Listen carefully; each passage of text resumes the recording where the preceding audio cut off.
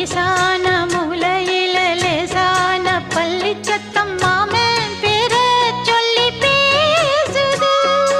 ஆறாத சோகந்தன்ன தீராம சேர்த்து வச்சு ஊரும் சேர்ந்து என்ன ஏசுது.